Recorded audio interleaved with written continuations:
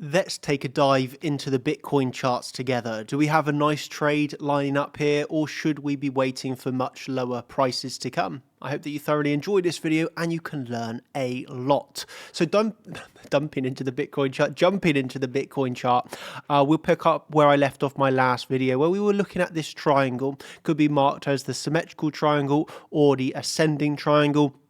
But either of the triangles, it broke to the downside.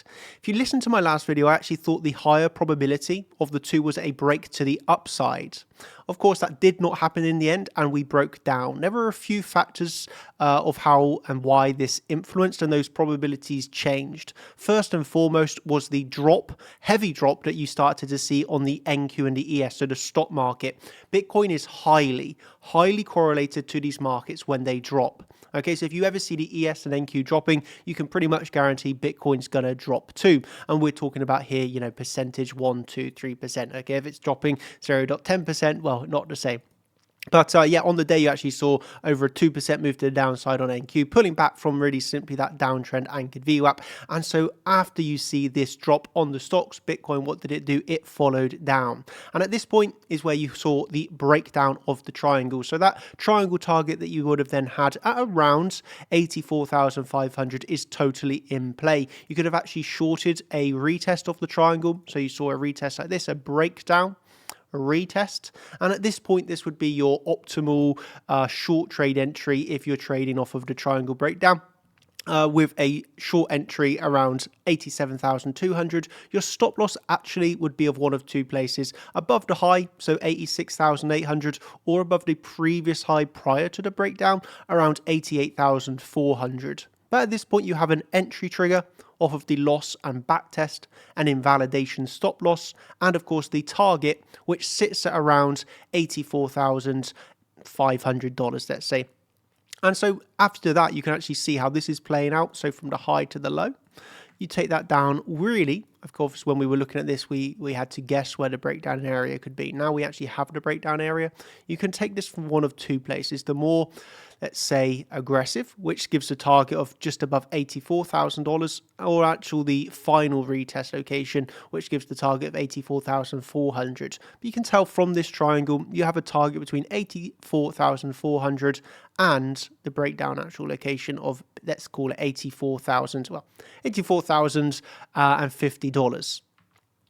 So this is, what I want to explain here first and very importantly is that you have to be, I've said it before, right? Like water to the market. While you're trading within that triangle, you had bullish divergences, you were holding market structure, it was looking good for another move to the upside. But then you start to see a really big drop on the stocks. And unfortunately, that's just how it is. Bitcoin highly correlated to these drops. It's going to drop down with it. And at that point, you have to, adjust and realize, okay, now we can actually be looking for a drop to the downside. And all I would say is on top of this is that while you're trading at $88,134, of course, there is not a long trade to be had. Just because at this point you've got the bullish divergences, higher probability of moving to the upside, that does not, give you a long trade entry. So you should definitely have not been taking any longs at this point. Okay, you have to wait for the, the move to play out with either the break above, move down to the upper target, or of course what it did in the end, broke down.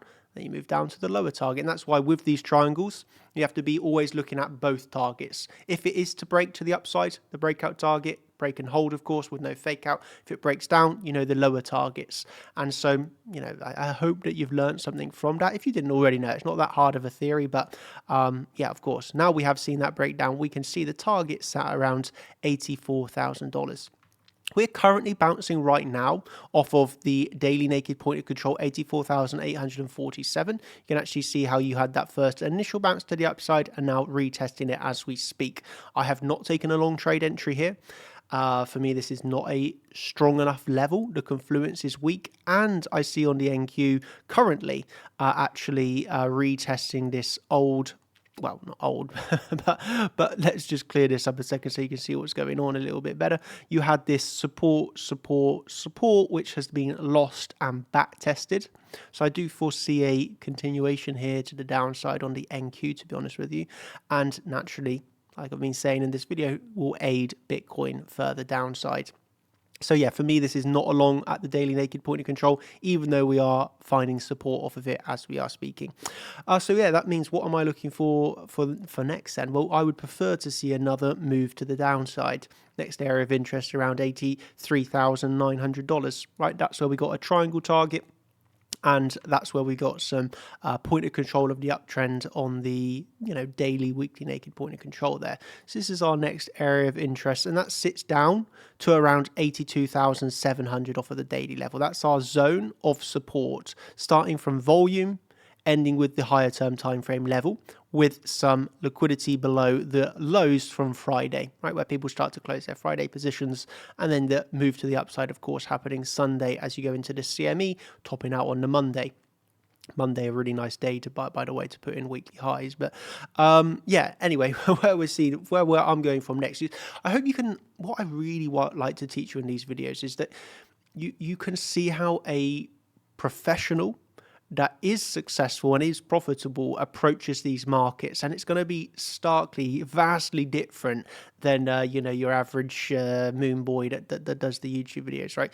I'm very patient in my analysis and my thoughts and waiting for my levels. On top of that, I'm not always jumping in and out of trades. And lastly, I'm very good at updating probabilities when there is a reason to.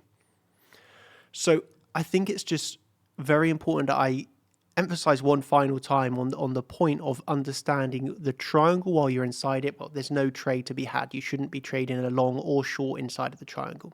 You wait for the fake out for the short, or of course the breakdown and back test for a short trade, or you wait for it to break out and move up to the higher target. So at this point, you have to be patient. You can understand probabilities that are higher to break to the upside, but upon seeing these weakness in the stocks, upon seeing the breakdown, clearly here, at this point you have to update those probabilities. And I know a really common mistake in many traders is that they will just hold on to a bias for way too long.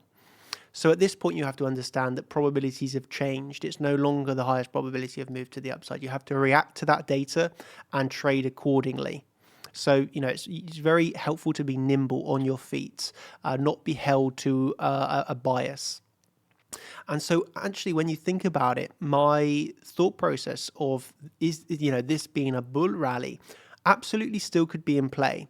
So of course, we got the target coming up at around, let's call it 83,500 zone. And of course, this is a long trade opportunity. But what you can also be aware of, and this is where you've got multi-faced sides and levels of trading, is that we had an original bias from actually over a month ago now, while we were trading at $96,000.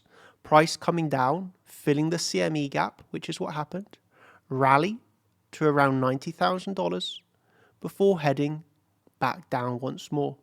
Of course, here we have ever so slightly front run $90,000. That could be for one of two reasons. The first reason, in my opinion, would be because this is such a big level of resistance. Price was actually unable to get to that level to even test it because of the selling pressure. Remembering in the overall distribution pattern, you might not be given those optimal best short trade entries in such distribution. The heavier hands getting in front and I'm just bringing it down with continuous, even here, the series of lower highs actually within the triangle before the breakdown, lower high, lower high, lower high, lower high, lower high, down once more. So that would be my biggest takeaway from the unable to breach 90,000, that actually the Bitcoin is so weak it cannot even breach it. This is where two things, well, actually I'm just going to say one, the most important here. And that is, it doesn't mean it's game over for the bulls, but I want you to pay close attention to this. And that is, while you're trading here, $88,000, do you really think that that's a good long? If you're a member of the champions, you already know because I told you on the day. But if you're here, the answer is no. You really have no long at 88,000. You've already rallied 15% to the upsides. You've had no significant pullback to support. Longing at 88K, it's just an awful, awful trade decision. You're starting to reach into big resistances. longing up there is a very, very dangerous game. So you have two reasons why this drop is happened so quickly and pretty easily. Number one, well, most good people, traders, are not longing up here, right? They're waiting for the retrace. So the buying pressure up here is relatively low because your sensible traders are not buying at $88,000. On top of that, of course, the selling pressure of the overall distribution is strong still. And so, you mix that together, and what does it do? Lead to downside. It would have been lovely, of course, to fake out first and then drop, but hey, it is what it is. We didn't even have the strength for the fake out first. And yeah, upon seeing the retest, we've now made our way down. So the way that I'm approaching this is with the understanding of we absolutely could have just done this bull trap, new lows to come. I'm aware of that, but first of all, level to level, I have a big level in front of me at 84,000 to 82,500.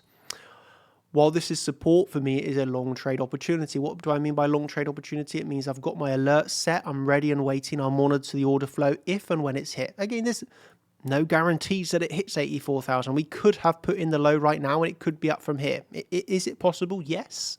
It's not like there's no levels here. We do have the daily naked point of control that we've been aware of all this week, right? We are hitting that level right now.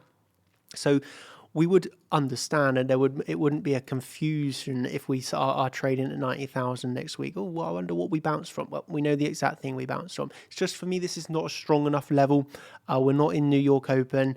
It's not got a good enough confluence. I feel the bigger levels are below us. That's the reason I don't want to take the long trade here. And I think that's another thing that you can learn from me is that here you see, 20, 30 levels on the chart. I am not trading every single level when it's hit. And I think that's a mistake a lot of people make. They mark out all their levels and then they try and trade everything. I'm very selective in my trades of all of these levels. I see one good level to trade.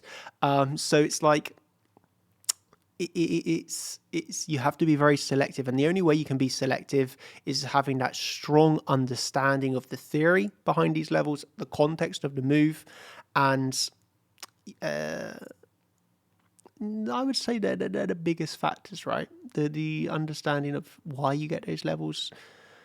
Yeah, and the context of the moves into them, right? The context, the bigger market, the correlations, the way that you work out the strength of these levels is by understanding context and confluence. So yeah, it all comes together with a greater understanding through experience of all these levels. Yeah, I can have them marked out. I can be, aware, for example, if we bounce up right now, I know what's happening, but I have to control and understanding that this is not a level I want to long from. So if we bounce up from here, hey, so be it. I missed that long trade, but it's not a bad thing to miss a trade. It's a worse thing to take a trade at a bad level and lose than not to take a trade at a bad level and it could have won. Because more often than not, in terms of probabilities, if you take the level at the long here, you would more often than not lose the trades. Okay, so I would prefer to be in the position where I wouldn't take it. If it bounces on the off probability, well, that's part of trading. You can't take them all, but I prefer to not take a trade than take what I class as a bad trade. So right now it requires another degree of patience, actually, for my preferred scenario of another move to the downside here, where I will see the demand coming in at this key support level. If this key support level finds demand and holds, I will take a long trade. Let's see if we can make our way back up to above $90,000 next week. Alternatively, demand does not show up, supply remains strong, we see bearishness in the order flow, and we will simply make our way down towards 80 or minus $1,000, right? So, and then of course the bigger bear trap, bull trap, and this was the CME gap fill rally new lows is very much still in play and strong. So yeah, I think final words that I would like to end with here is, there's no secret sauce, there's no magic code, there's no godlike abilities on the charts, right? I'm a human just as you, and that should offer you inspiration. I've come in here, I've made multi-millions on the markets. I'm very good at reading them, but I'm not perfect. I will make mistakes at times. I will understand probabilities. But have that understanding that even with a 90% probability, it can still fail. You have to be aware that there is no such thing as perfection in this market. And it's by having that humbleness, removing the ego and accepting losses. Okay, if you're wrong on a trade, take the loss. Losses are part of the game. You know, they're going to happen. You have to get used to taking a loss. You know, you really, really have to have that as an ability, because if you are unable to realize your losses, well, those what could be very small losses can end in devastating account wiping out losses, and that's not what you want to be doing in this game. So, yeah, I hope you've enjoyed keeping it real and honest as always. If you have, you know what you can do to help out this channel, and that's hit that like button, share it with your friends, leave a comment down below. All is very much appreciated. And if you want to take it to a deeper understanding with live streams every single day, and we're talking about several live streams a day, then you can catch that over via chartchampions.com. You got some live trading going on right now. We've already had live streams this morning. Yesterday I was doing some updates for altcoins, done an update in the morning covering the ES and NQ and Bitcoin. Then I done another live stream covering altcoin setups, and then Eagle went live for some live trading. So, you know, this is several live streams a day covering every market. And on top of all of that, of course, you have the whole education. So you get that deep understanding of everything that we do with all of our trades. You know, this is a whole course, right? For example, you want to learn about Elliott waves. Well, you got the whole Elliott wave course. You know, 12 videos long to learn about everything that you need to do with trading, your order flow, even your you know, understanding of the software, the templates, everything that you need. I'm telling you, it really is a one-stop shop for all the greatness that you need to do with trading. So yeah, we'll remove that line. You know, that was not what I'm saying is going to happen. But yeah, hope you've had a deeper understanding of what I'm looking for next, the levels of interest, and where we would start to look at that strength and, well, otherwise continued weakness. Hope this has been helpful. If you want more updates from me, you know where you can get it, chartchampions.com. Thank you ever so much. And yeah, hope you've enjoyed this. Cheers, everybody. Thank you. And that's me signing out. Goodbye.